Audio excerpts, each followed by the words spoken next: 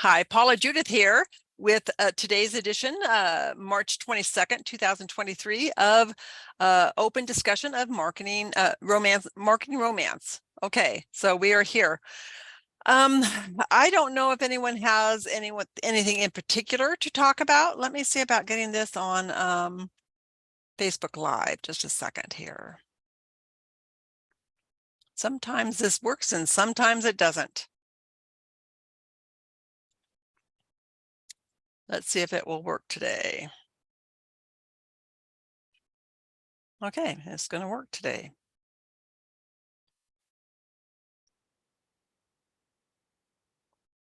As soon as we get going on Facebook Live, we will get started. Okay, here we are. Okay, so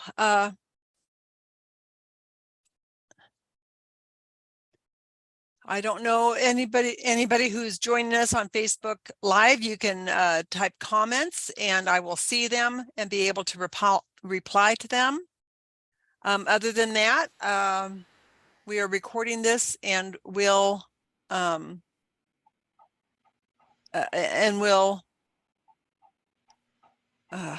excuse me, and we'll post the recording tomorrow or later today, depending on how much time I have. So I have had a request from one of our members to discuss author swaps, which we have discussed before, but we have so many new members that I thought I'd give a quick review on author swaps again.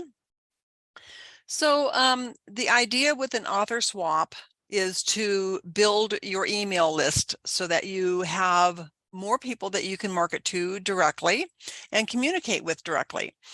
Readers who are looking specifically for your subgenre of romance. So the idea with that, and you can post requests in the group for other authors to do author swaps with you. And there's a couple of different ways you can do them. A very popular way is to contact another author that has the same or similar subgenre as yourself. Meaning, do you write military romance? Do you write? Excuse me, we have more people joining. Do you write historical romance, Regency romance, cowboy romance? So when we take a look at the specific subgenre that you're writing, if you can connect with another author who writes that same subgenre, then you can cross-promote each other. Simply sending out to your email list that here's a book by so-and-so, and you know, the reasons why it is a really good book. And you can do this as free downloads, you can do it as discounted prices, or you can do it at a full price.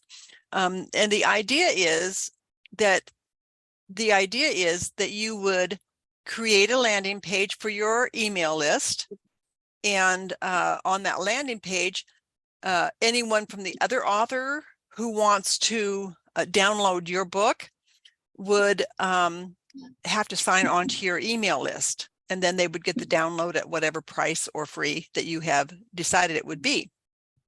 And that benefits both authors. So that's one way of doing it. Another way of doing it is to get a group of authors that may or may not be all of a similar subgenre, and to create a landing page where you know, each of you have people who each of you would promote it to your own group, and then readers would decide which authors they want to download, and when they click on that author's name, they would go to that author's landing page, sign up for their newsletter, and download the free book or the discounted book.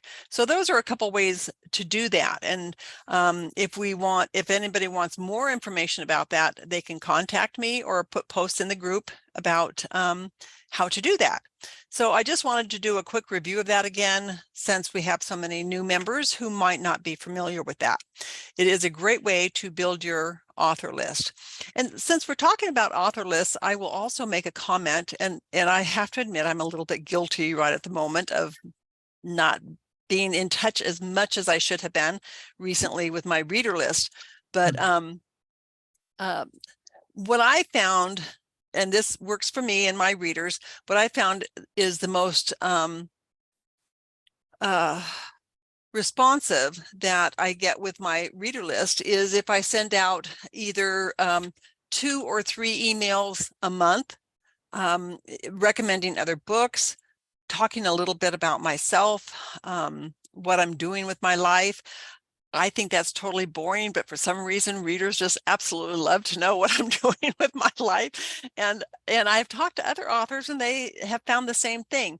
We don't have to be celebrities in our own minds, but we are celebrities in the minds of our readers. So when you're sending out emails to your reader list, I suggest that you include tidbits about yourself, your pets, what you do, what you like, books that you were reading, in addition to doing author swaps with other authors or recommending other books that they might like to read. So let's open this up for anybody else that they would like to talk about specific things on marketing romance. We can talk about anything you like. So let me check the Facebook and see if we have any comments in there. No comments yet. So let's go ahead. We have Jeannie here, and we have George, which I'm not sure if we were really dealing with George or if we have somebody else lurking behind that blank camera. But if either of you would like to unmute and contribute to the conversation, I would appreciate it very much.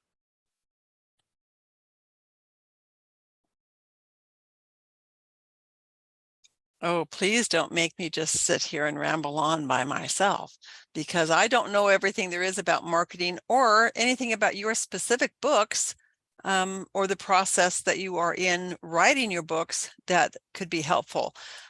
Especially if you do not have a book published yet, this is the ideal time to start building your reader list, which you can do by perhaps having a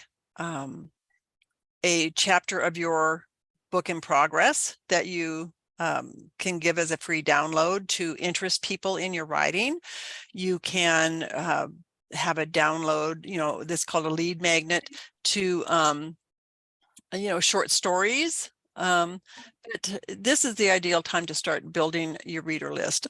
I waited 10 years, and that was 10 years too long to wait to build a reader list. And any comments, please?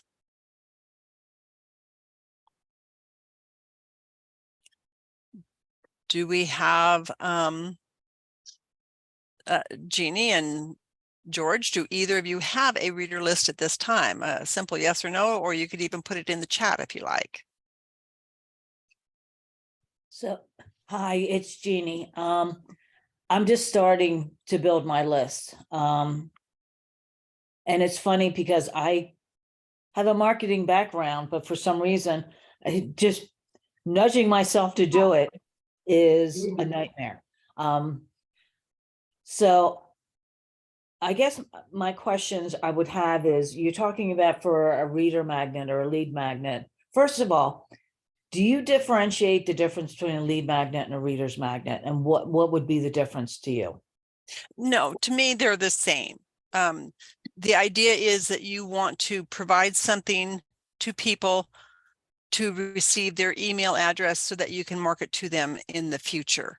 And, when I talk about marketing, I'm not saying that every single email that you send out needs to be a buy my book, buy my book. That is a good way to get people to disengage.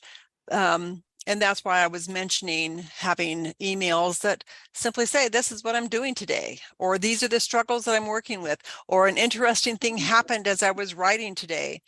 One of the things that my readers found fascinating, although I prefer to write historical, I have a duology that is contemporary.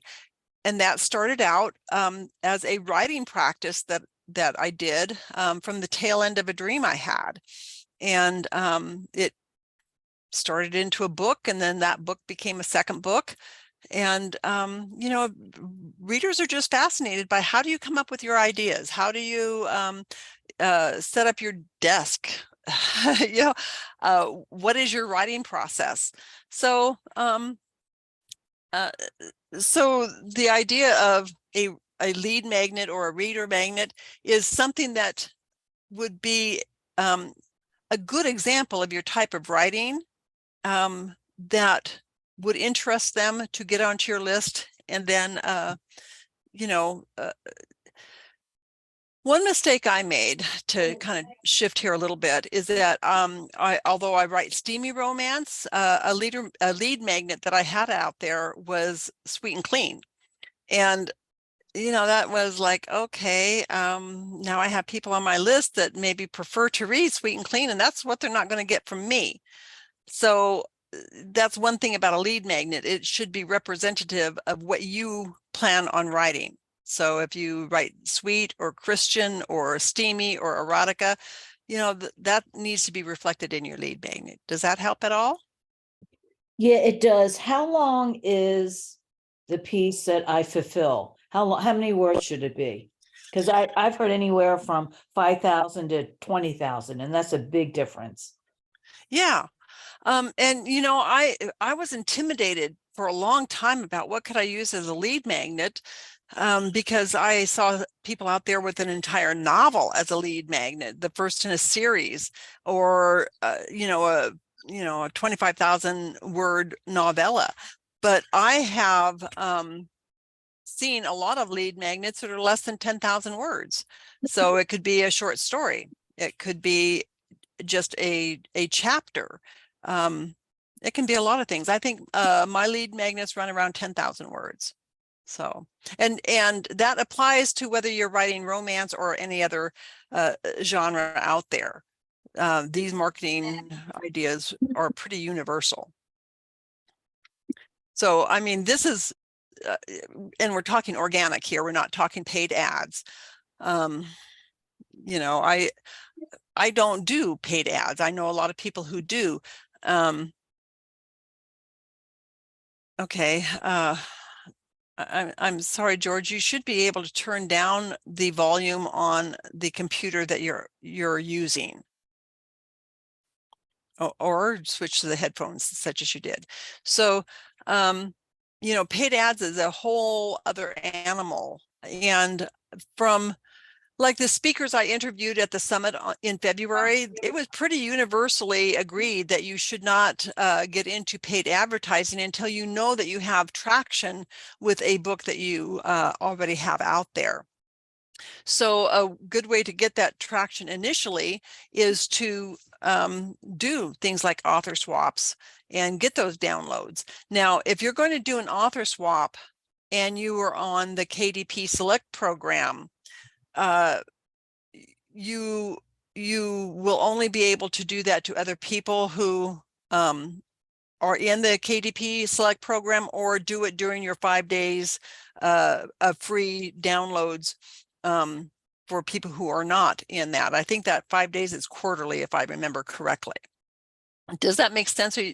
Are each of you following me on that one?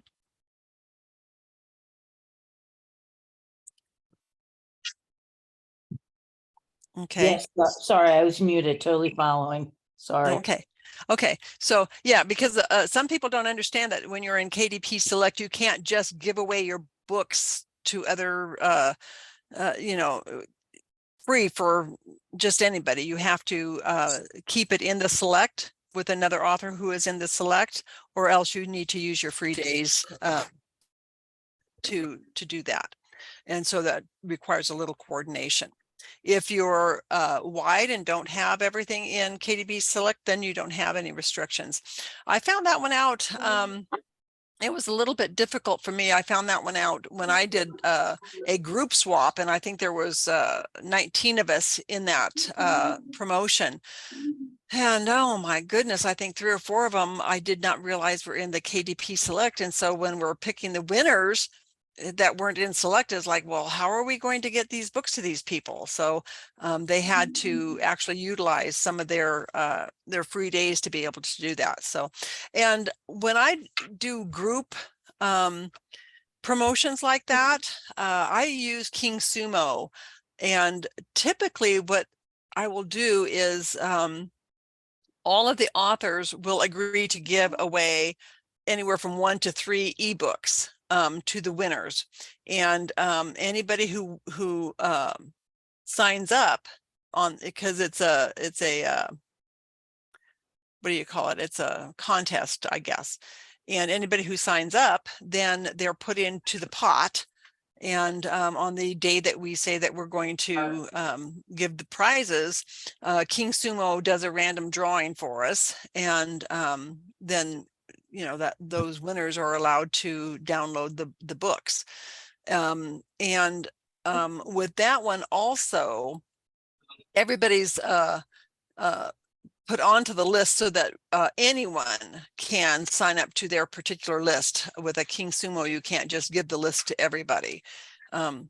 So there's a lot of different ways to do promotions like that to build your email list.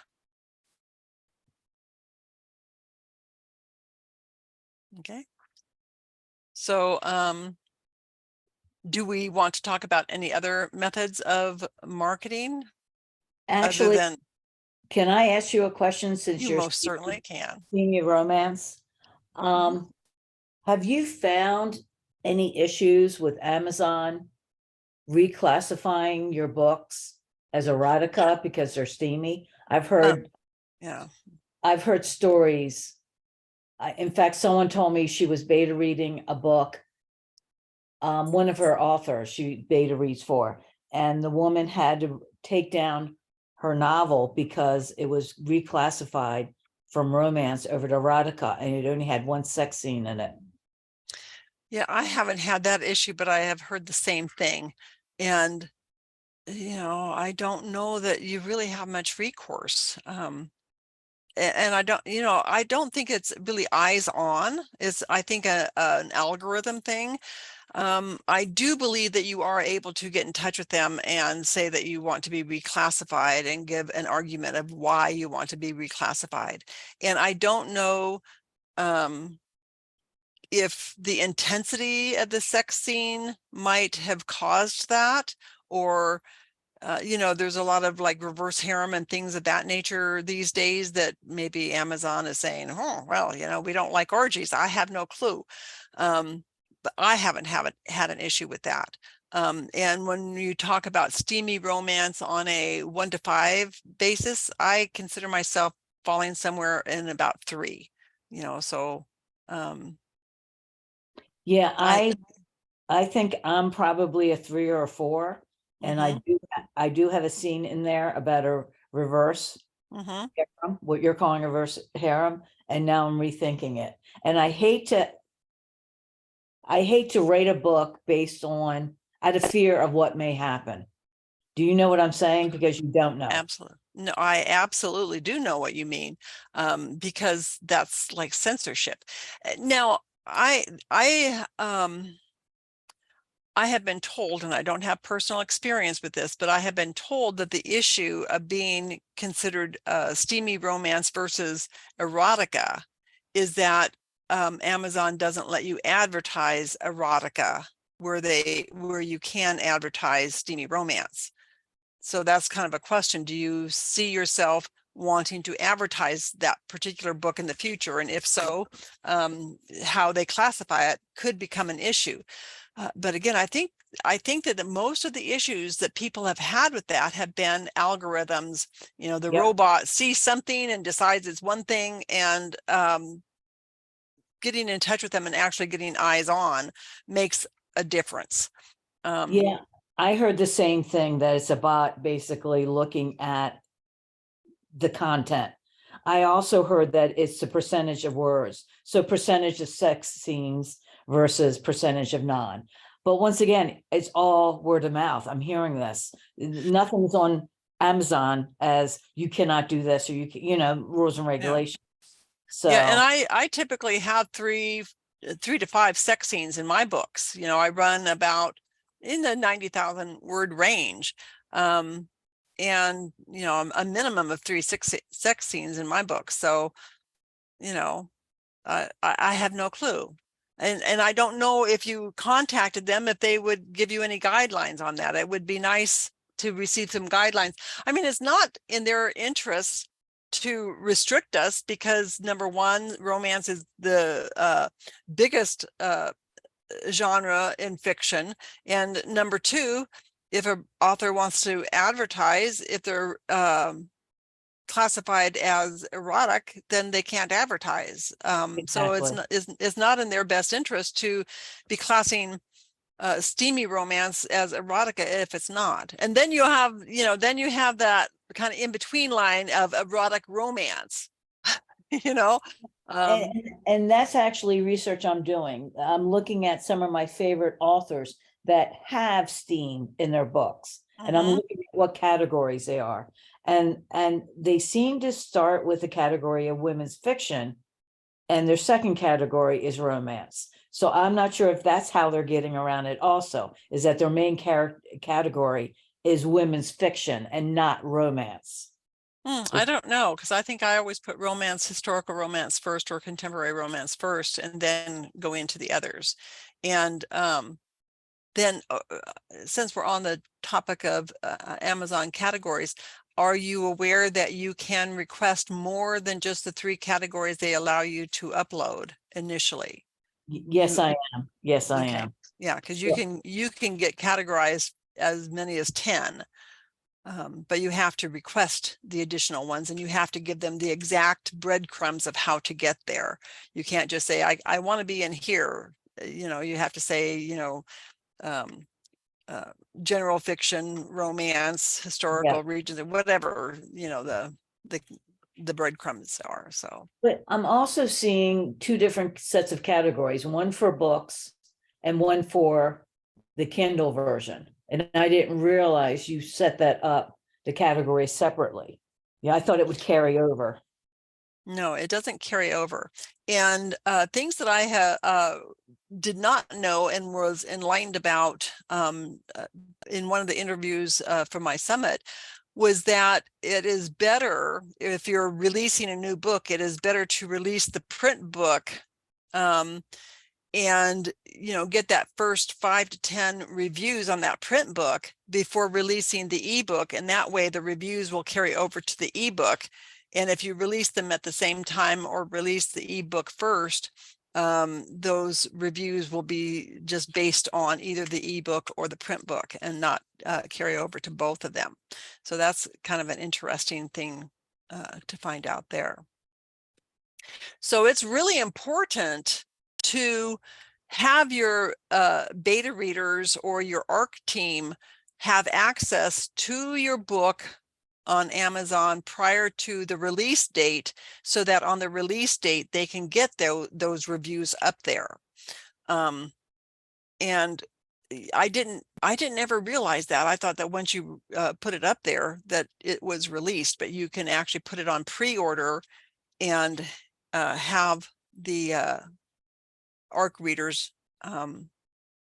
have access to it before the release date. And so that's one good tactic to be able to get those reviews quickly on the release date, so that you can get your ebook up as quickly as possible afterwards too. So any other topics on marketing romance or marketing any book in general that you would like to talk about?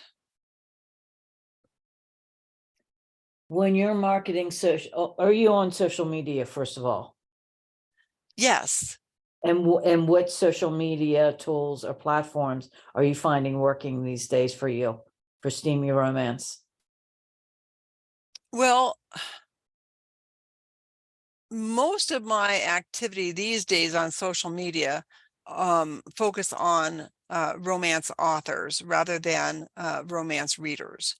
And that's mainly because of the fact that I'm kind of launching up. I found for myself, because I came from a very small town, and there weren't a lot of options for writers and things. And then the writer group that I got in, I was the only romance authors, and they always kind of poo-pooed romance, and everything else was fantasy and science fiction and military, and all that was serious writing and romance was just kind of poo-pooed. And so having been frustrated with that, and of course that was when the internet was very tiny. That's when I decided, I really want other authors to have, a group that they can go to and tap into the knowledge and support from other authors. And so that's why I created the Facebook group for romance authors. And so that's where I've been until that really gets established. Well, that's where I've been putting most of my focus. But I do have, a Facebook group for readers, which I haven't been using very much. So I'm not the best person to ask that of, Jeannie. Most of the reader interaction I have is through my emails. And that's why I have concentrated on building that email list. I have heard from other people that TikTok works well. I'm not interested in doing TikTok, so I'm not going to get there. I am on Twitter and LinkedIn, and LinkedIn is more for the professional contacts, and Twitter, I don't know if Twitter is any better about getting the word out to everybody that you post something than Facebook is. What I have found with Facebook over the years, your reach is smaller and smaller, even for people who follow you. They don't see your posts a lot of times.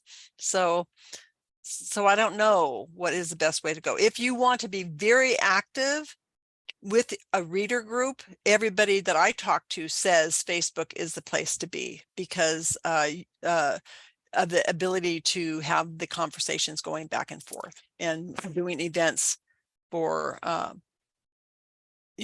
that interaction. But I think to get a lot of traction on that, it's still best to have the people on your email list so you can tell them about the event, because they might not hear about the event just because you post an event. Does that make sense? Yeah, it makes perfect sense. I mean, there's so many platforms out there. I don't want to spread myself so thin. And my book is, the characters are older. So I know I've got to be Facebook and then followed by Instagram. And the talk lately is you got to be on TikTok. You got to be on TikTok. Well, but if my audience isn't using TikTok, it's a waste of my time It is. at And this time. yeah. And it's one thing that is still very true about Facebook is that you can find out more about the demographics of your readers from Facebook than you can from the other platforms. And maybe it's because the other platforms are newer, or they just don't do the demographics that Facebook does. And Facebook has kind of reduced some of those demographics. The demographics are intended for advertising, but you can still find out a lot. I have talked to authors who have, and it's kind of funny, you get different things from different people. I heard a long time ago that you're wasting your money if you use the boost feature on Facebook. But I've heard from other people that the boost feature works very well for determining your demographic, or for targeting, targeting where you want to focus your boost, that you can still use those demographics to do that on Facebook. So, different people have different experiences with that. It's been quite a few years since I have used the boost feature, and I had a little bit of traction with that, but I never felt that it was really worth the money that I spent. But that doesn't mean that it isn't working for other people. And it doesn't mean that I necessarily did it the right way back then too. So, because as I said, it's been a few years since I actually used that. All right. Thank you for your input. Thanks. Okay. Okay, that's great. And George has said that being new, he's interested in everything that has to do with marketing. Okay, thank you very much for joining us. Let me take a quick look and see if we have anybody, any questions in the Facebook. No, we don't. So we don't have to worry. Oh, let me see. Maybe I'm not looking in all the right places. Okay, so so unless you have any specific questions that we can discuss, I think we're pretty much wrapping it up for today. Do you have any specific questions? Okay. All right. Well, I thank you very much for joining us, and this will be posted later today in the Facebook group. And if you have any other questions, post them in the Facebook group or private message me. Either way, I review them all. So I thank you very much. Take care.